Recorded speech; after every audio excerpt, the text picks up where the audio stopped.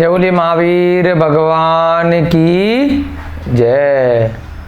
जय बोलिए अनंत सिद्ध परमेष्ठी भगवानों की जय। जय बोलिए तत्वार्थ सूत्र प्रणेता आचार्य भगवान श्री उमा स्वामी जी महाराज की जय। जय बोलिए इस युग के प्रथमाचार्य श्री चारित्र चक्रवर्ती शांति सागर जी महाराज की जय। जय बोलिए आचार्य भगवान गुरुदेव श्री विमल सागर जी महाराज की जय। जय बोलिए आचार्य भगवान गुरुदेव श्री विद्यानंद जी महाराज की जय। सभी को जय जिनेन्द्र, जय दुजड़ंदो। हम सभी लोग तत्वार्थ सूत्र की कक्षाओं का निरंतर स्वाध्याय करते जा रहे हैं। धीरे धीरे अब हम नवम अध्याय में पहुंच चुके हैं और 142 कक्षाएं अब तक आपकी हो चुकी हैं। 143वीं कक्षा आज आपकी प्रारंभ होने जा रही है।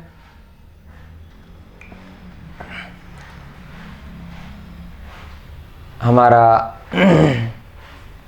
30 विपरीतम मनोज्ञस्य तक 31वां सूत्र नवम अध्याय का हो चुका है। संवर का अध्याय चल रहा है। जैसा आपको पता है आत्मा में जो कर्म है उनको हमें किस प्रकार से रोकना है, उसमें अंतरंग तप का वर्णन चल रहा है और उसमें जो सबसे मुख्य है ध्यान की चर्चा यहाँ पर चल रही है कि ध्यान कितने प्रकार का होता है। कुछ अच्छा ध्यान होता है और कुछ बुरा ध्यान होता है। अभी हम प्रारंभ का जो सबसे पहला ध्यान है आर्त ध्यान, उसकी चर्चा यहाँ पर पिछले कुछ सूत्रों में कर रहे हैं। चार प्रकार के ध्यान हमने पढ़े थे। आर्त ध्यान, रौद्र ध्यान, है ना, याद आ गया आपको? बहुत अच्छा। उसके बाद कौन सा ध्यान था? आर्त और रौद्र कैसे ध्यान हैं? थोड़े खराब ध्यान हैं। और धर्म ध्यान और शुक्ल ध्यान, ये दोनों ध्यान कैसे हैं? ये अच्छे ध्यान हैं, शुभ ध्यान हैं। तो कौन सा ध्यान करना है अपने को? धर्म ध्यान, शुक्ल ध्यान। किससे बचना है? आर्त और रौद्र ध्यान से। तो उसकी चर्चा को आगे बढ़ाएंगे कि आर्त ध्यान के हमने कुछ प्रकार देख लिए थे और आर्त ध्यान किस किस प्रकार से लग सकता है, उसकी चर्चा को आज के आगे के सूत्रों में आगे बढ़ाएंगे। उससे पहले प्रतिदिन की भांति हम सभी लोग सबसे पहले मंगलाचरण करेंगे। फिर अब तक हमने जो 31 सूत्र इस अध्याय में किए हैं उनका मिलकर के वाचन करेंगे। सभी लोग हाथ जोड़ लीजिए, एक साथ मिलकर के दोहराएंगे। मोक्ष मार्गस्य नेतारम भेतारम कर्म भूभृतां ज्ञातारम विश्वतत्त्वानां वंदे तद्गुण लब्धये, वंदे तद्गुण लब्धये, वंदे तद्गुण लब्धये। जय बोलिए आचार्य भगवान श्री उमा स्वामी जी महाराज की जय। अब आप नवम अध्याय निकाल लीजिए, साथ साथ मिलकर के वाचन करेंगे। आश्रव निरोधः संवरः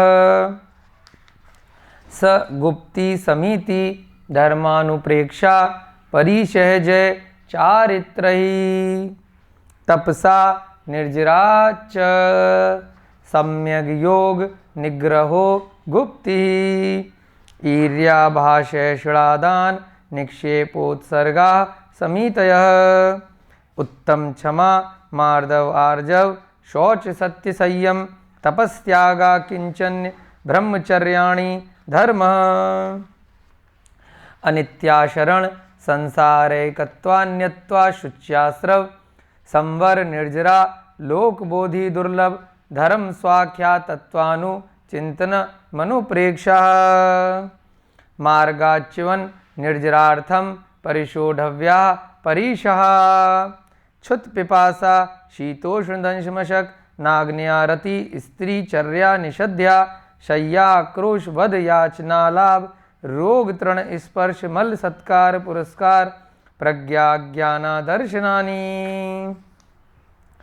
सूक्ष्म सांप्राय छदमस्त वीतरागयोश चतुर्दश एकादश जिने बादर सांप्राये सर्वे ज्ञानावरणे प्रज्ञा ज्ञाने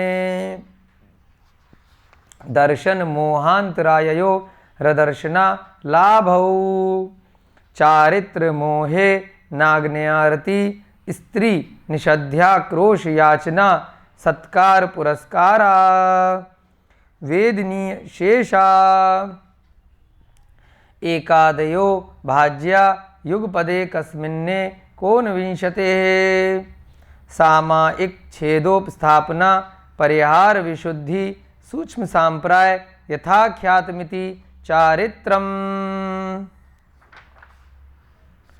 अंशनावमौदर्य वृत्ति परिसंख्यान रस परित्याग विविक्त शय्यासन काय क्लेशा बाह्यम तपः प्रायश्चित्त विनय वैयावृत्य स्वाध्याय युत्सर्ग ध्यानान्युन्तरम नव चतुर्दश पंचद्वेदा यथाक्रमं प्राग ध्यानात् आलोचना प्रतिक्रमण तदुभय विवेक व्युत्सर्ग तपश्छेद परिहारोपस्थापना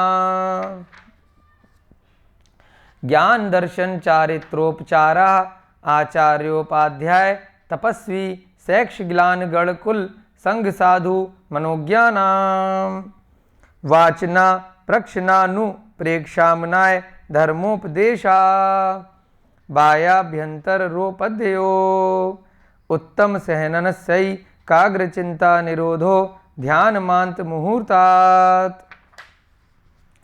आर्त रौद्र धर्म शुक्लानि परे मोक्ष हेतु आर्त मम नोज्ञस्य संप्रयोगे तद्विप्रयोगाय स्मृति समन्वाहार विपरीतम मनोज्ञस्य। इस प्रकार से हमने 31 सूत्र अब तक कल तक की कक्षा में इस अध्याय के पूरे किए हैं। एक बार जल्दी से कल की कक्षा में जो हमने पढ़ा उसको रिवाइज करेंगे। 4 प्रकार के ध्यान 28वें सूत्र में आपने पढ़े, आर्त, रौद्र, धर्म और शुक्ल। उसके बाद 29वें सूत्र में हमने देखा परे मोक्ष हेतु, यानी कि बाद वाले 2 जो हैं वो मोक्ष के हेतु हैं, मोक्ष के कारण हैं। परे में हमने 2 क्यों लिए, उसके लिए हमने संस्कृत से आपको फलम फले फलानी वाला जो एक सूत्र होता है वहाँ से बताया कि एक वचन द्विवचन बहुवचन में द्विवचन में चूँकि परे शब्द आता है, फले आता है, तो इसलिए परे माने बाद के। लेकिन कितने बाद के, क्योंकि ए लगाया हुआ है तो 2 बाद के दोनों कौन से हैं, धर्म ध्यान और शुक्ल ध्यान। ये दोनों ही मोक्ष के कारण हैं। साक्षात मोक्ष का कारण तो शुक्ल ध्यान है, परंतु परंपरा से मोक्ष का कारण धर्म है, क्योंकि पहले जीव धर्म ध्यान में प्रविष्ट करेगा तभी आगे बढ़ते बढ़ते वह शुक्ल ध्यान की तरफ बढ़ेगा, है ना। सीढ़ी है, धीरे धीरे धर्म ध्यान आएगा, फिर गुणस्थान उसके बढ़ते जाएंगे, फिर अंत में जाकर के उसकी आत्मा की अवस्था इतनी निर्मल हो जाएगी जब वह बिल्कुल मोह से रहित, कषायों से सभी प्रकार से रहित हो जाएगा, तो वह जीव शुक्ल ध्यान में प्रविष्ट कर जाएगा और वह केवल भगवान बन जाएगा। फिर हमने 30वां सूत्र देखा कि आर्त ध्यान कितने प्रकार का होता है। आचार्य भगवान ने यहाँ पर एक एक सूत्र के माध्यम से उसके प्रकारों को बताने का प्रयास किया। आर्त ममनोज्ञस्य संप्रयोगे तद्विप्रयोगाय स्मृति समन्वाहारः। आर्त ध्यान क्या होता है, ममनोज्ञस्य लिखा है तो उससे क्या लिया हमने संधि विच्छेद जब किया, आर्तम अमनोज्ञस्य, यानी कि मन को अच्छी नहीं लगने वाली, मन के अयोग्य कोई ऐसी वस्तु है, कोई ऐसा व्यक्ति है, कोई ऐसा कारण है, कोई ऐसा निमित्त पड़ गया जो आपके मन को अच्छा नहीं लग रहा, आप उसको पसंद नहीं करते हो। संप्रयोगे वो आपके पास में आ गया तो उसको तद विप्रयोगे, उसको दूर करने के लिए है ना, उसको क्या करना है, विप्रयोगे, विप्रयोगे।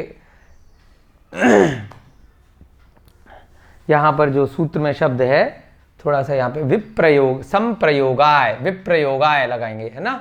विप्रयोगाय था सूत्र में, आर्त ममनोज्ञस्य संप्रयोगे तद प्रयोगाय, तद विप्रयोगाय, उसको आप ठीक कर सकते हैं, विप्रयोगाय है वहां पर,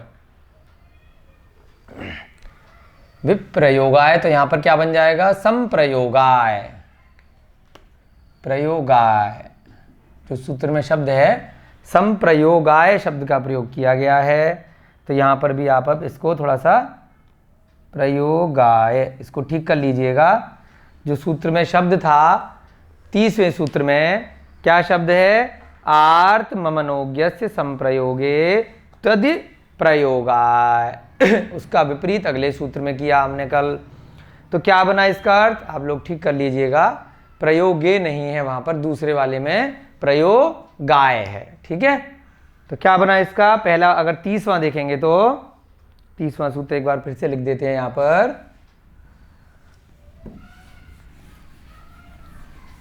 जिससे आप गलती को ठीक कर लीजिए। जो सूत्र में है बिल्कुल संस्कृत के, आर्त, ये 30वां सूत्र करा रहे हैं दोबारा से, आर्त मम नोज्ञस्य, मम नोज्ञस्य संप्रयोगे तद प्रयोगाय।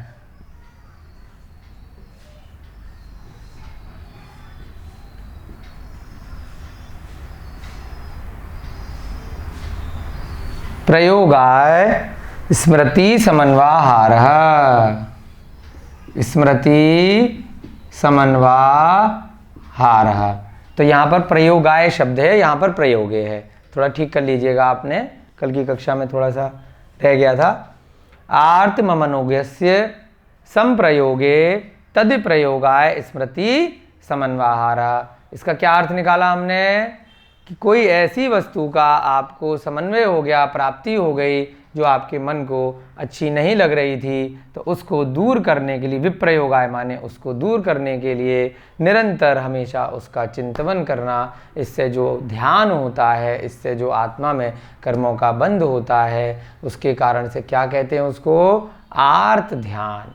किस वजह से आर्त ध्यान हुआ, अनिष्ट संयोगज, संयोग माने उसका मिल जाना, उसका संयोग हो जाना, तो क्या बोला इसको, अनिष्ट संयोगज, क्योंकि आपके मन को अच्छी नहीं लग रही थी। उसके विपरीत हमने यहाँ पर 31वां सूत्र किया, विपरीतम ममो मनोज्ञस्य, यानी कि अब इस सूत्र का पूरा विपरीत लगाएंगे, मन को अच्छी लगने वाली वस्तु का विपरीत है। तो क्या मतलब हुआ, कोई चीज़ अच्छी लगने वाली थी, कोई चीज़ प्रिय थी, कोई वस्तु है, व्यक्ति है, कोई इच्छा है, लेकिन वह नहीं मिली, उसकी पूर्ति नहीं हुई, आपकी जो आकांक्षाएं हैं उनकी प्राप्ति नहीं हुई, आपकी अभिलाषाएं पूरी नहीं हुई, तो उससे क्या होगा, उसकी वजह से आपको क्या हो जाएगा, फिर से आर्त ध्यान हो जाएगा। इसी आर्त ध्यान का नाम वर्तमान में डिप्रेशन कहा गया है। डिप्रेशन क्यों होता है, इन्हीं दोनों के कारण, कि आप बार बार उस चीज़ को लगातार सोचते रहते हो, टेंशन में रहते हो, तो क्या उसके लिए दवाई खाने की ज़रूरत है, इंजेक्शन लगवाने की ज़रूरत है, नहीं ज़रूरत है, मात्र क्या करने की ज़रूरत है, अगले सूत्र में आचार्य महाराज बताएंगे कि अगर आपको डिप्रेशन से बचना है, ये विपरीतम मनोज्ञस्य ना करें, और आप ये जो आर्त ध्यान है अमनोज्ञ में वो वाला, आप उससे बचें। किस प्रकार से बचें, यहाँ पर आपने इसका विपरीत वाला सूत्र देख लिया कि यहाँ पर हमने सीधे सीधे उसके विपरीत कर दिया कि मनोज्ञ कोई चीज़ है, उसके जो अच्छी लगने वाली है वह आपसे दूर चली गई, उसको पास आने के लिए, उसकी प्राप्ति के लिए निरंतर चिंता करते रहना, उससे जो ध्यान होता है उसको क्या बोलते हैं, आर्त ध्यान। पहला वाला अनिष्ट संयोगज और दूसरा वाला इष्ट वियोगज। यानी कि कोई इष्ट चीज़ थी उसका वियोग हो गया, उसकी वजह से उसी के बारे में हमेशा सोच रहे हैं। तो उसकी वजह से क्या होगा, आपको कर्मों का, पाप का बंध होगा, डिप्रेशन में चले जाओगे। तो यहाँ पर आप इस चीज़ से बच सकते हैं। कैसे बच सकते हैं, उसके लिए 32वां सूत्र हम देखना जा रहे हैं। वेदना याश्च, क्या अर्थ बना इसका, वेदनाया, जहां पर भी ऐसे श लग जाता है तो पिछले शब्द में क्या बन जाता है, विसर्ग बन जाता है। क्या संधि विच्छेद बनेगा, वेदनाया, च, च माने और। अभी आर्त ध्यान की ही बात चल रही है। पहला आर्त ध्यान अनिष्ट संयोगज, दूसरा आर्त ध्यान इष्ट वियोगज, तीसरा अर्थ ध्यान वेदनाया च, च माने और वेदना से, यानी कि कोई दर्द है, कोई वेदना है, कोई रोग है, कोई कष्ट है, किसी ने आपकी पिटाई कर दी, किसी ने आपको मारा, चोट लग गई, बुढ़ापा आ गया, तो उसकी वेदना के कारण से। पहला ध्यान क्या था, कोई भी चीज़ आपके पास आ गई जो आपको प्रिय नहीं है। दूसरा क्या था, कोई चीज़ आपसे दूर चली गई जो आपको बहुत प्रिय थी। तीसरा क्या है, कोई भी शरीर में इत्यादि वेदना हुई। तो उस कारण से क्या होगा, जो आर्त ध्यान होगा वो कौन सा ध्यान है, वो वेदना वाला आर्त ध्यान कहलाता है, यानी वेदनाजन्य आर्त ध्यान। इसके बाद जो हम बात बता रहे थे कि ये तीनों आर्त ध्यान से आपको कैसे बचना है, तो उसके लिए कल भी आपको उदाहरण दिया था कि समता भाव के साथ में अपने कर्मों का उदय मान करके, चाहे वेदना आर्त ध्यान हो, चाहे इष्ट संयोगज हो, चाहे अनिष्ट संयोजक हो या इष्ट वियोजक हो, ये आर्त ध्यान यदि आप अपने स्वयं के पूर्व कर्मों का उदय मान करके मानसिक पीड़ा को बहुत समता के साथ में सहन कर लेते हैं, तो वह आर्त ध्यान नहीं कहलाता। भले ही ऐसे निमित्त बने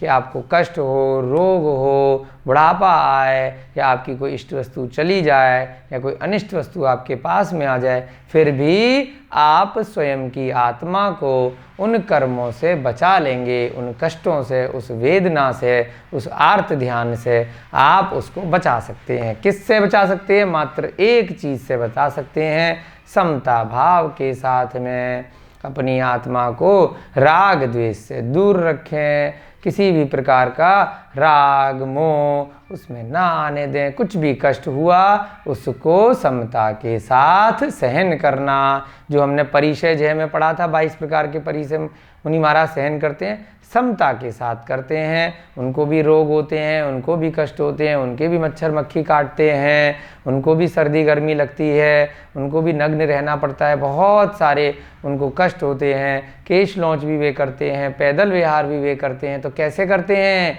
क्या उन्हें दर्द होता है केश लौंच करते हुए? नहीं, वह समता के साथ में शरीर और आत्मा का भेद विज्ञान को मानते हुए, जिन धर्म में पूर्ण रूप से आस्था रखते हुए, सम्यक दर्शन, सम्यक ज्ञान, सम्यक चारित्र की प्रतिमूर्ति के रूप में वे सभी कष्टों को समता के साथ सहन करते हैं। यहाँ पर भी आचार्य महाराज इस सूत्र के माध्यम से यही आपको बताना चाह रहे हैं।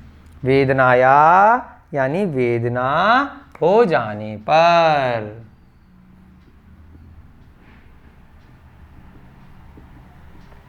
च माने और, वेदना हो जाने पर, च माने और। अब क्योंकि कंटिन्यूटी में चल रहा है तो किसकी बात चल रही है, आर्त ध्यान की ही बात चल रही है, अर्थात और शरीर में वेदना हो जाने पर निरंतर उसी का चिंतन करते रहना, उसे वेदनाजन्य आर्त ध्यान कहते हैं। अर्थात और वेदना होने पर भी आर्त ध्यान होता है। क्या मतलब हुआ इसका? इसका मतलब है शरीर इत्यादि में किसी भी प्रकार की वेदना हो जाने पर निरंतर उसी में चिंतन करते रहना, अर्थात शरीर इत्यादि में, या फिर कोई मानसिक वेदना हो रही है किसी भी कष्ट से, शरीर इत्यादि में कोई रोग, बुढ़ापा इत्यादि कारणों से वेदना होने पर निरंतर, अब वेदना है लेकिन उसके तरफ ध्यान ही नहीं है, मन को हटा करके आपने वेदना होते हुए भी आप स्वाध्याय में तल्लीन हो गए, आप ध्यान लगाने लगे अरिहंत भगवानों का, सिद्ध भगवानों का, जिनवाणी का, तत्वार सूत्र का, तो क्या होगा? आपका मन उस वेदना से बहुत दूर हट जाएगा। तो उसको भी आप वेदना जन्य आर्त ध्यान को आप धर्म ध्यान में परिवर्तित कर सकते हैं, और कब वह रोग कष्ट आपका दूर हो जाएगा आपको पता भी नहीं चलेगा। वेदना हो जाने पर निरंतर उसका चिंतन करना कि हाय रे मुझे दर्द हो रहा है, दर्द हो रहा है, रोते रहना, बोलते रहना, तो उससे क्या होगा? वेदना जन्य आर्त ध्यान होगा, कर्मों का बंद होगा, आपका संवर नहीं हो पाएगा। निरंतर उसका चिंतन करते रहने से वेदना जन्य आर्त ध्यान कहलाता है। करते रहने से जो ध्यान होता है उसे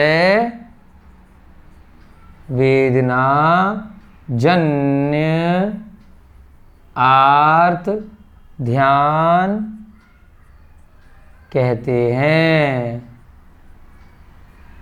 ओके, चलिए यहाँ नोट में लिख लेंगे जो आपको इतनी बातें बताई हैं कि इन सब से कैसे बचा जाए। इन सब से समता भाव के साथ में बचा जा सकता है। किसी भी प्रकार की वेदना है, इष्ट वियोगज हुआ है या अनिष्ट संयोगज हुआ है, उस तरफ ध्यान ही नहीं देना है। जो चीज़ है वैसी है, उसको वैसा मान लेना।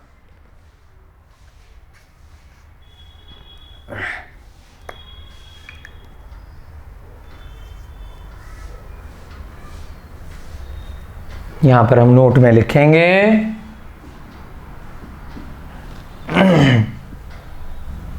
यदि कोई जीव समता भाव के साथ में उपयुक्त आर्त ध्यानों को सहन करता है, यदि कोई जीव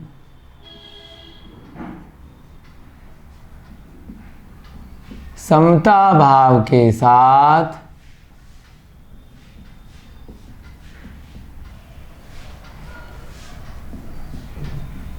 उपर्युक्त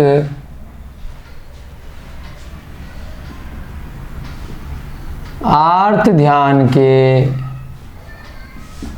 निमित्त आने पर भी उनको असाता वेदनीय कर्म का उदय मानकर उनको स्वयं के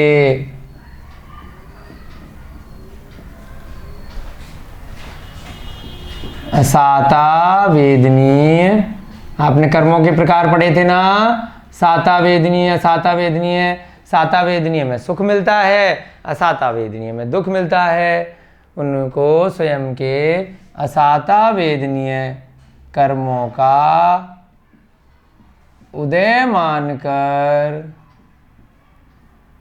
सहन कर लेता है,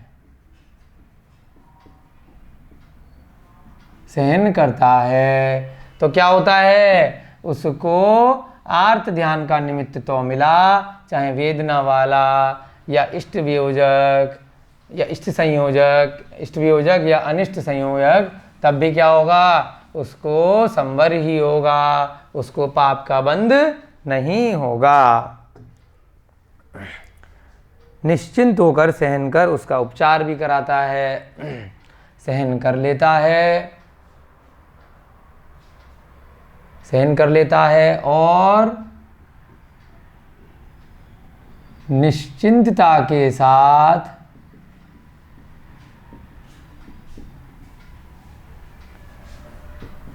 रोग इत्यादि का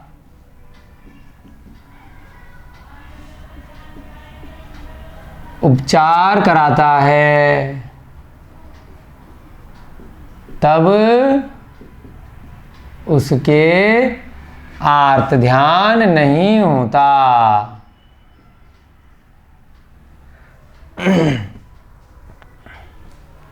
अब कोई वस्तु चली गई है तो मान लेता है कि भाई चली गई, क्या दिक्कत है, मेरी कौन सी थी।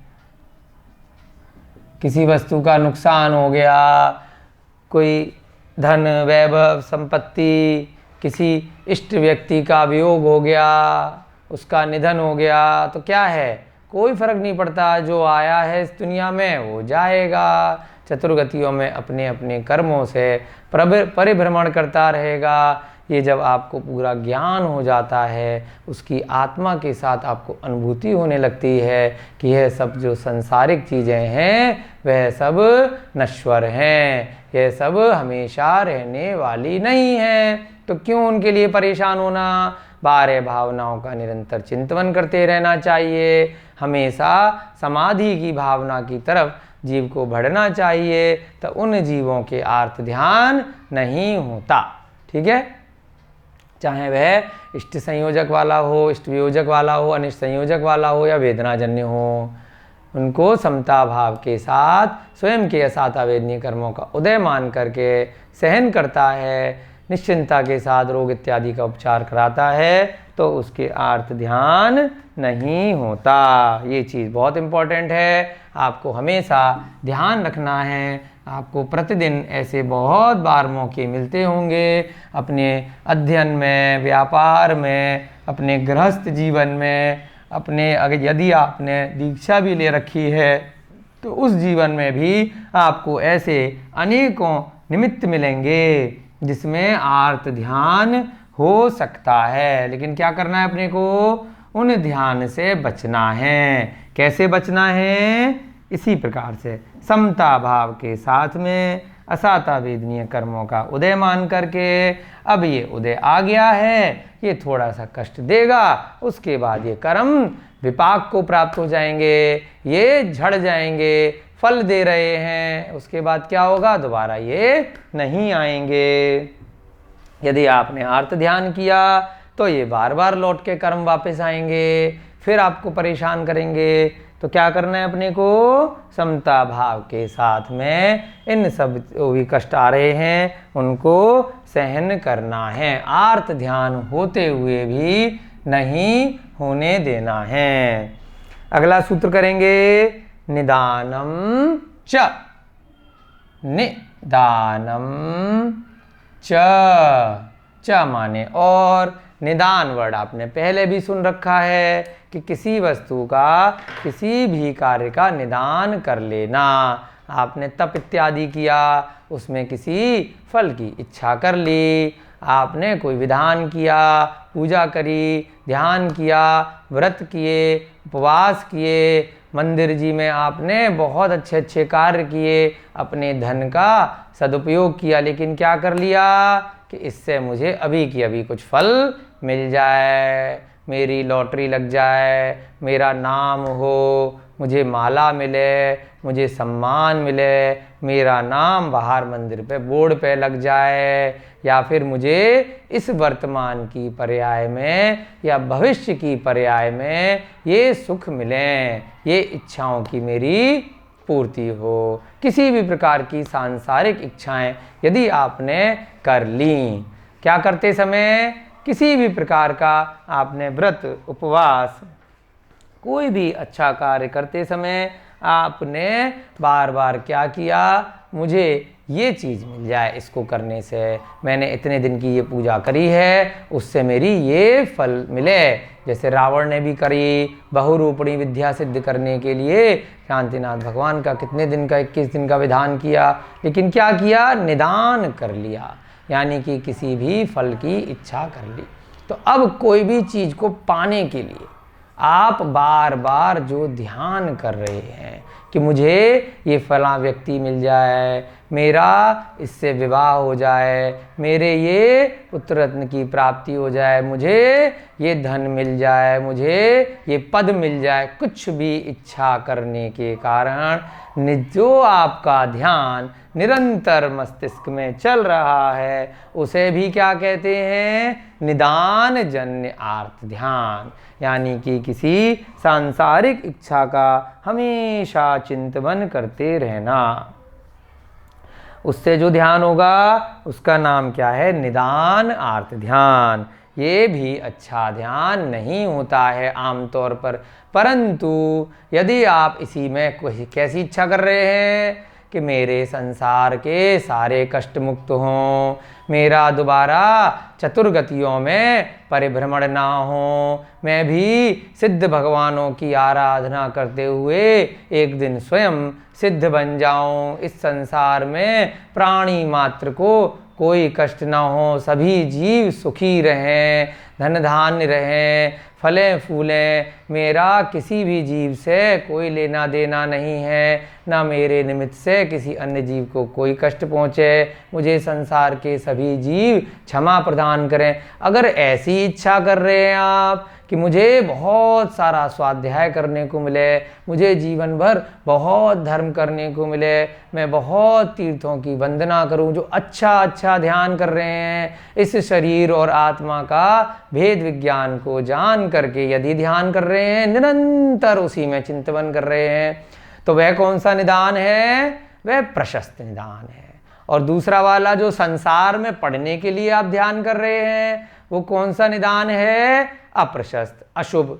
आपको कौन सा करना है निदान, कि भाई मुझे रोज तत्वार सूत्र को पढ़ने को मिले, मुझे तत्वार सूत्र का एक एक सूत्र अच्छे से याद हो, मेरा स्वाध्याय इसी प्रकार निरंतर बढ़ता रहे, जो भी मैंने धर्म के बारे में चर्चा इस भव में करी है, जो भी मैंने सीखा है, आगामी भवों में भी मेरे साथ जाए, मेरी आत्मा को जल्दी से जल्दी मोक्ष की प्राप्ति हो, इस संसार चक्र से मुक्ति मिले। जो भी अगर आपने जिन वाणी का रसास्वादन करके आपने सम्यक ज्ञान का निरंतर चिंतन किया, तो वह ध्यान क्या कहलाएगा, निदान तो कहलाएगा, परंतु कौन सा, प्रशस्त निदान। और इसके विपरीत अगर आप सांसारिक इच्छाओं की पूर्ति के लिए कुछ भी ध्यान कर रहे हैं, वह क्या कहलाएगा, अप्रशस्त निदान। तो अपन को क्या करना है, निदानम च। हमें अगर कुछ भी ध्यान करना है खाली बैठे बैठे, तो हमें प्रशस्त वाला निदान आप कर सकते हैं, उससे आपको पुण्य मिलेगा, कर्मों का संवर होगा, निर्जरा होगी, विपरीत के आपको पाप का बंध होगा।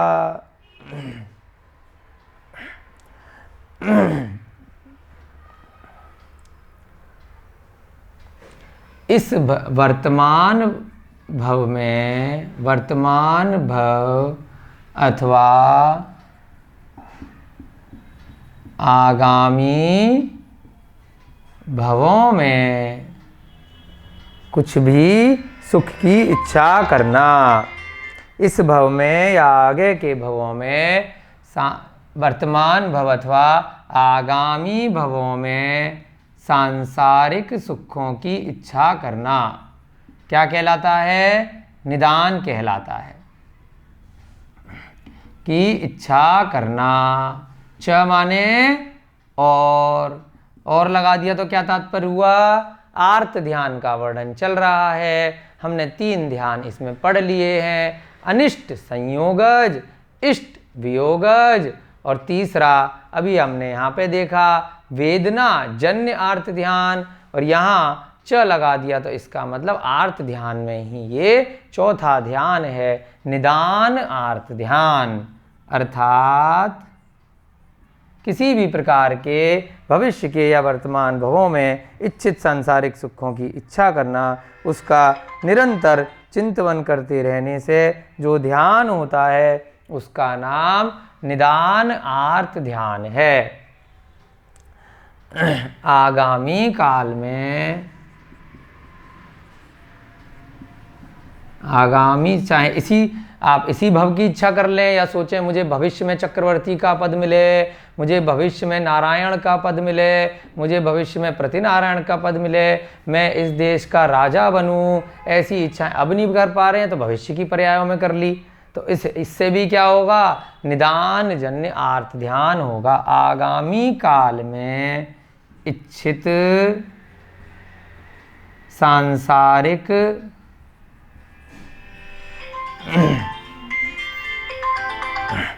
आगामी काल में इच्छित सांसारिक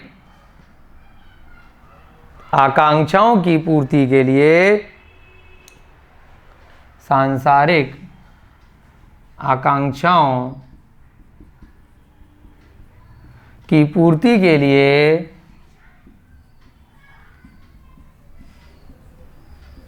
निरंतर चिंतन करते रहना।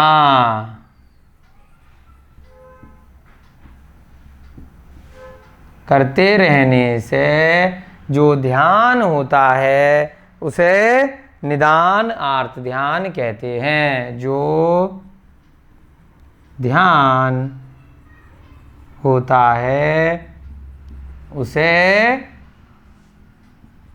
आर्त ध्यान कहते हैं।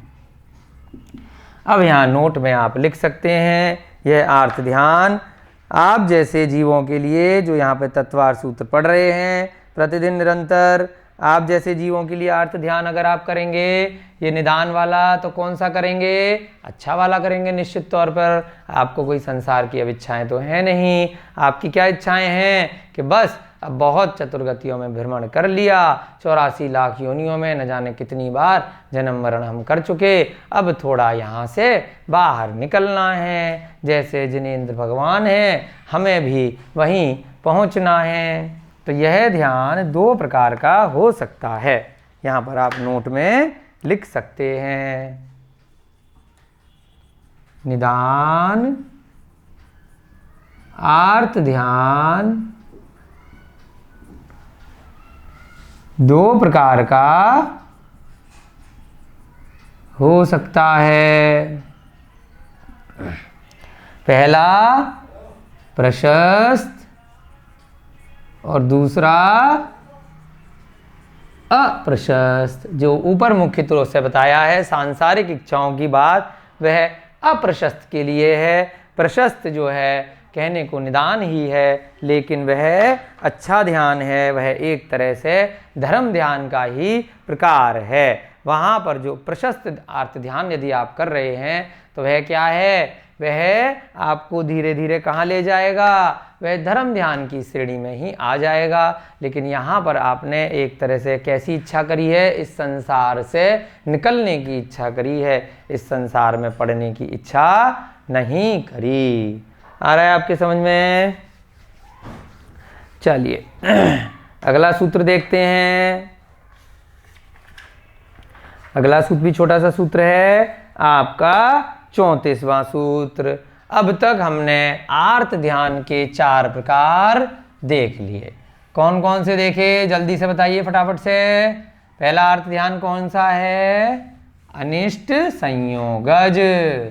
दूसरा अर्थ ध्यान कौन सा है, इष्ट वियोगज। तीसरा अर्थ ध्यान कौन सा है, वेदनाजन्य। चौथा अर्थ ध्यान कौन सा है, निदान।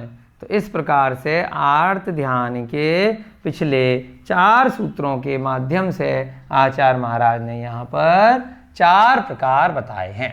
ठीक है, 4 प्रकार के मुख्य रूप से ध्यान होते हैं, आर्त ध्यान, रौद्र ध्यान, धर्म ध्यान और शुक्ल ध्यान। पहला वाला जो आर्त ध्यान था उसके भी 4 प्रकार बताए। अब अगले सूत्र में आचार्य महाराज यहाँ पर बताने जा रहे हैं कि ये जो आर्त ध्यान है ये किस किस के हो सकता है। चलिए सूत्र के माध्यम से लिखेंगे हम। कौन सा सूत्र करने जा रहे हैं? 34वां। तद विरत देश विरत, तद विरत देश विरत, तद विरत देश विरत प्रमत्त संयतानाम, प्रमत्त संयतानाम। ये सुने सुने से शब्द लग रहे हैं, पहले भी आपने सुने हुए हैं। जब हमने गुण स्थान की चर्चा करी थी तब प्रमत्त संयत नाम आया था, देश विरत भी नाम आया था, अविरत भी नाम आया था। संधि विच्छेद करेंगे, तद अविरत। यहाँ पे द के नीचे त लग के हरंत लग जाएगा तो क्या बन जाएगा? तत् या तद। तो क्या बना इसका? तद माने वह, तत् माने भी वह होता है, अविरत। यहाँ पर देश विरत, फिर प्रमत्त संयतानाम। तो गुण स्थानों में ये नाम मुख्य रूप से आए हैं। अविरत का क्या मतलब होता है? जिसने किसी भी प्रकार के व्रत नहीं ले रखे, चाहे वह कैसे हो, सम्यक दृष्टि हो या मिथ्या दृष्टि हो, परंतु अभी उन्होंने किसी भी प्रकार के व्रतों को ग्रहण नहीं किया है।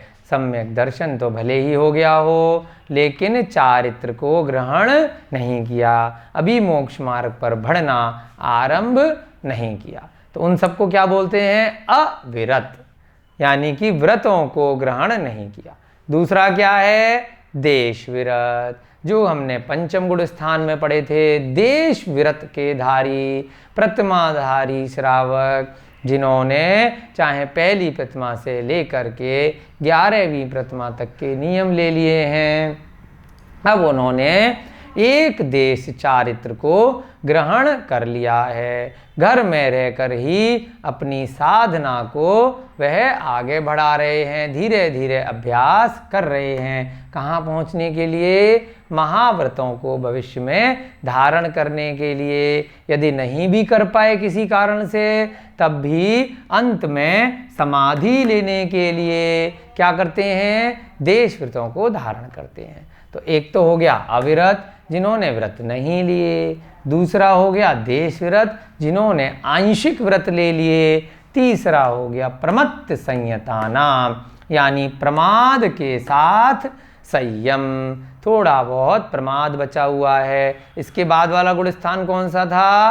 अप्रमत्त संयतानाम, यानी अप्रमत्त संयत। पहला कौन सा है? ये है छठा गुण स्थान, यानी कि प्रमाद के साथ में संयम है। निर्ग्रंथ मुनि महाराज बन गए हैं, परंतु अभी थोड़ा बहुत प्रमाद है, अभी ध्यान अवस्था में आगे प्रवेश नहीं करे हैं। तो वह सारे की सारे निर्ग्रंथ मुनि महाराज क्या कहलाते हैं? प्रमत्त संयतानाम। उन्होंने परिग्रह का त्याग कर दिया है, वस्त्रों का भी त्याग कर दिया है, एक भेद विज्ञान को जान करके संपूर्ण चारित्र को, महाव्रतों को अंगीकार कर लिया है, परंतु अभी गुण स्थान में कहाँ पर हैं? छठे गुण स्थान में।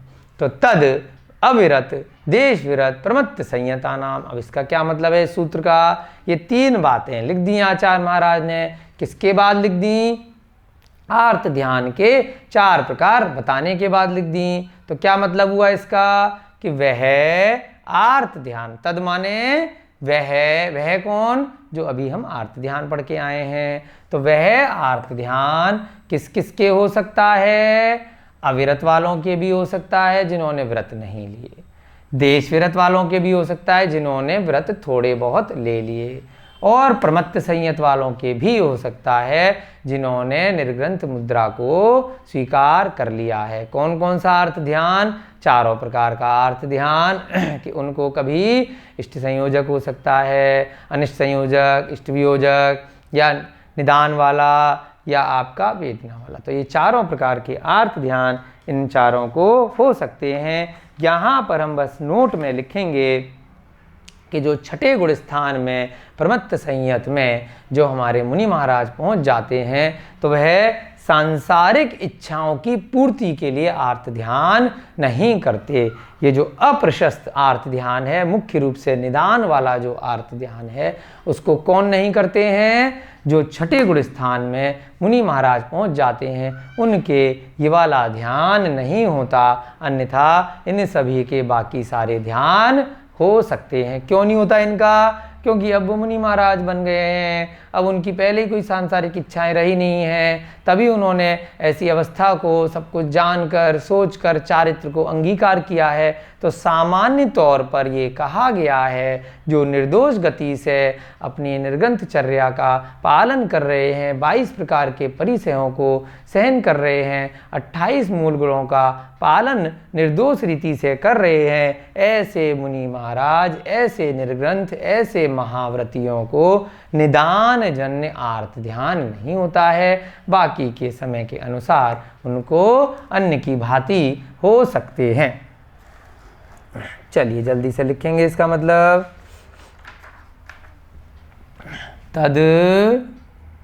तद को तत् भी कर सकते हैं आप, फिर अविरत, उसके बाद देश विरत, उसके बाद प्रमत्त संयता नाम,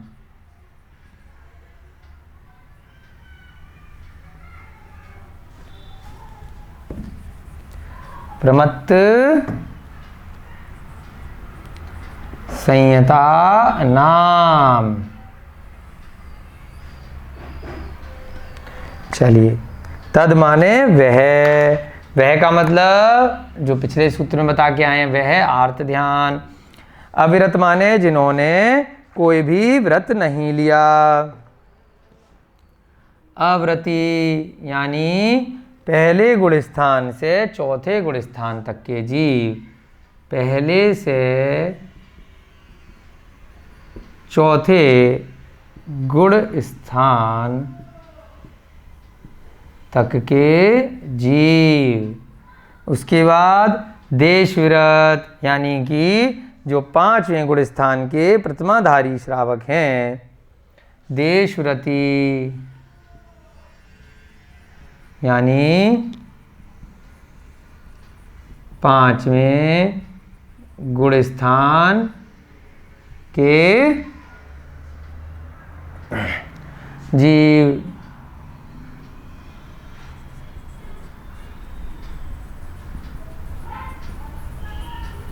यह आपने देखा था कि देश व्रत यहाँ तक कि त्रेंच भी ग्रहण कर सकते हैं यदि उन्हें पूर्व भव का कोई जाति स्मरण हुआ, कोई अन्य निमित्त ऐसा मिला तो प्रतिमा वो लोग भी ले सकते हैं, त्रेंच गति के जीव भी।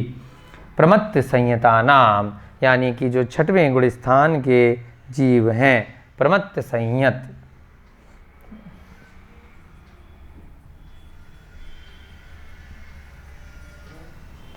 नामक 6वें गुण स्थान के जीव, उन सबको क्या हो सकता है? यह जो पिछले सूत्रों में हमने आर्त ध्यान बताया वह इन सबको हो सकता है। किन किन को हो सकता है? जल्दी से रिवाइज करेंगे। अविरतियों को, जिन्होंने किसी प्रकार का व्रत नहीं लिया है, मिथ्या दर्शन वाले हैं, या आगे चल के चौथे गुण स्थान तक वह भले ही सामान्य सम्यक दर्शन वाले जीव बन गए हैं परंतु अभी किसी भी प्रकार के व्रत नहीं लिए हैं। अर्थात वह आर्त ध्यान, अर्थ क्या बना इसका? अर्थात वह का क्या मतलब है? जो पिछले सूत्र में आर्त ध्यान पढ़ा है वह आर्त ध्यान अव्रतियों के कौमा देशव्रतियों के तथा प्रमत्त संयत नाम के गुण स्थान तक के जीवों को हो सकता है। प्रमत्त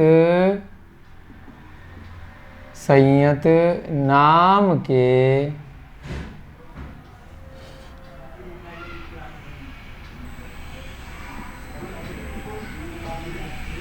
गुण स्थान तक के जीवों के हो सकता है।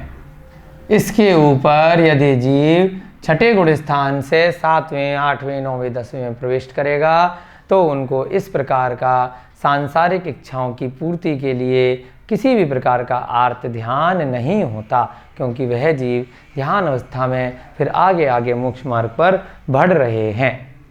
ठीक है, यहाँ पर हम नोट में लिख सकते हैं कि जो निदान वाला आर्थ ध्यान है वह छठवें गुण स्थान में नहीं होता। छठवें गुण स्थान में निर्ग्रंथ मुनि होते हैं, जो चारित्र को पूरी तरह से ग्रहण कर चुके हैं। तो इसलिए वह अब भविष्य की पर्यायों में क्या है, कोई भी सांसारिक इच्छाओं को नहीं रखते। इसलिए उनके निदान नामक आर्त ध्यान नहीं होता, परंतु उनके अन्य ध्यान हो सकते हैं। कभी उनके कोई इष्ट वस्तु है वो दूर चली गई है ना, नहीं होता, परंतु अन्य ध्यान किंचित अवस्था में हो सकते हैं उनके, है ना। आपने दीपायन मुनि का भी उदाहरण सुना होगा। उनको अंत में जाकर के जब उनका मरण हुआ, आपने सुनी है ना द्वारका दहन की कथा, तो किस प्रकार से उनका मरण बिगड़ गया और जाकर के वह देव पर्याय में, है ना, अग्नि कुमार जाति के देव बन गए, के भी अंत में ध्यान खराब हो गया। निदान नामक आर्त ध्यान नहीं होता, परंतु अन्य ध्यान कौन कौन से, अनिष्ट, संयोगज, इष्ट, वियोगज तथा वेदना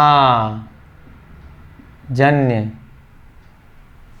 ध्यान हो सकते हैं। कंपलसरी नहीं है कि होते ही हैं, इनके हो सकते हैं, है ना। लेकिन यदि वह उनको समता भाव के साथ सहन कर लेते हैं, मुनि महाराज को कोई रोग हो गया, कोई कष्ट हो गया, उसको समता के साथ में सहन कर लिया, तो तुरंत क्या होगा, वह ध्यान नहीं होगा, फिर उनको प्रशस्त ध्यान हो जाएगा, वह धर्म ध्यान में प्रविष्ट कर जाएंगे, उनके भी कर्मों की निर्जरा हो जाएगी। कभी मुनि महाराज को आहार का अलाभ हुआ, कभी अंतराय हो गया, कभी विहार करते में कोई कष्ट मिला, बाधा मिली, तो उसको वह आर्त ध्यान न करके अच्छे ध्यान में वह प्रविष्ट हो सकते हैं। परंतु यदि आर्त ध्यान हो गया किसी कारण से, तो उनके हो सकता है उनको भी क्या होगा, संवर उस काल में नहीं होगा। चलिए, अच्छे से हमने ये सारे सूत्र आर्त ध्यान के आज अच्छे से पढ़े। अब हम इसमें कल की कक्षा से रौद्र ध्यान के बारे में चर्चा प्रारंभ करेंगे। जो क्रोध वाला ध्यान था वो क्या होता है, कितने प्रकार का होता है, उसकी क्या परिभाषा है, सामान्य रूप से इसके बारे में चर्चा हम पहले भी रौद्र ध्यान की पिछली कक्षा में कर चुके हैं। आज की कक्षा का आपका समय हो रहा है। जय बोलिए महावीर भगवान की जय। जय बोलिए आचार्य भगवान श्री उमा स्वामी जी महाराज की जय। जय बोलिए अनंतानंत सिद्ध परमेष्ठी भगवानों की जय। जय बोलिए तत्वार सूत्र प्रणेता आचार्य भगवान उमा स्वामी जी महाराज की जय बोलिए चारित्र चक्रवर्ती शांत सागर जी महाराज की जय। जय बोलिए आचार्य भगवान श्री विमल सागर जी महाराज की जय। जय बोलिए आचार्य भगवान गुरुदेव श्री विद्यानंद जी महाराज की जय। सभी को पुनः जय जिनेन्द्र, जय दू जड़ंदो।